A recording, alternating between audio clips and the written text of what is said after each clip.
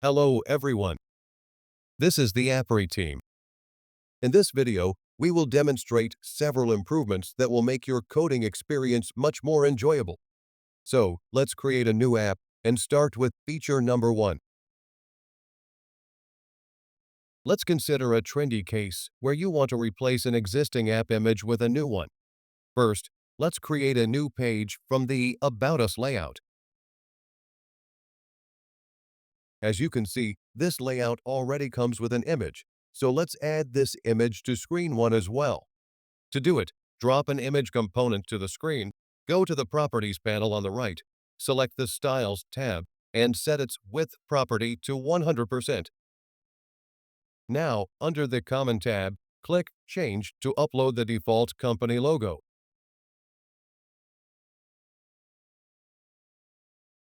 Now, we have 2 pages with the same logo added. Now, imagine having a complex app where you use this image on many app pages and want to replace this logo with a new image on all pages at once. Before, you had to do it by editing every page separately, but with the new feature, it takes no time at all. Let's see how it works in practice. Click the Additional Menu button, this 3-line button in the upper right corner of the builder, and select Media Manager to open it. Now, click the Replace File button and select a new file from your drive.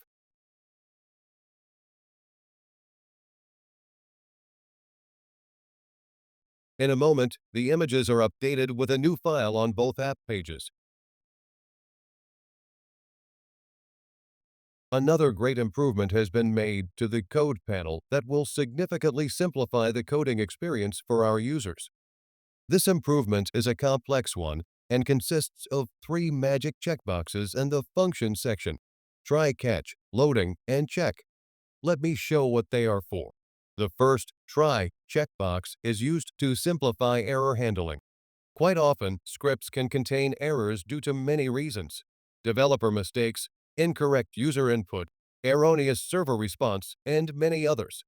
This syntax construct will help to catch the errors so the script can provide what's wrong instead of simply dying. Thus, the error is shown if it takes place. I will now demonstrate how it works.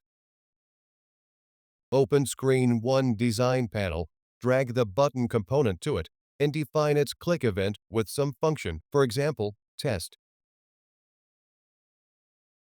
Now, in the Code panel, add this function and type this code that calls the non-existing name variable.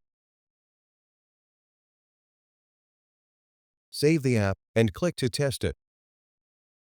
When the app loads, click the button to see that nothing happens. The code does not execute, but we can see no error that can help us with understanding what is wrong. Only when we inspect the page console, we can see this error. Now, go back to the Code panel, check the first checkbox, and click to test the app again.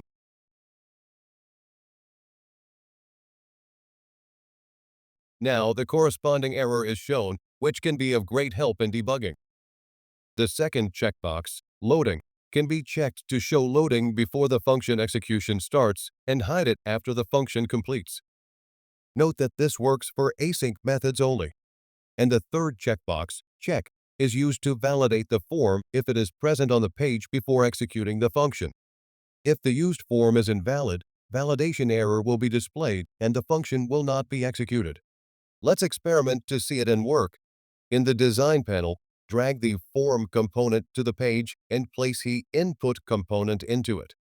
Define its validation property as follows. We can save the app and test it by clicking the button. You can see that the button test function does not execute, and you are asked to enter some value into the field. Only after you enter it into the form, it becomes valid, and the error is shown, which means that the function now executes as expected. And the last feature I want to show you is adding variables automatically. Quite often in our apps, we need to define the properties enclosed in square brackets. And from now on, you also get the possibility to automatically add the corresponding variable to the page. Let's define the ng model of our input as num and see that the variable is added as soon as you click this green plus button.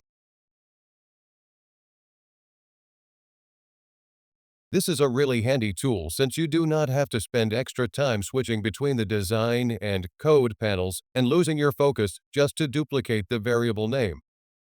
To finalize and beautify our app a bit, let's also add the text component below and define it with our new variable. Now, save and test the updated app, entering some numeric values into the form. Good job! This is it for now, but we have more exciting features to come. And if you find our videos useful, make sure to like it and subscribe to our channel and turn on notifications to get regular feature updates and product videos. See you, and thanks for watching.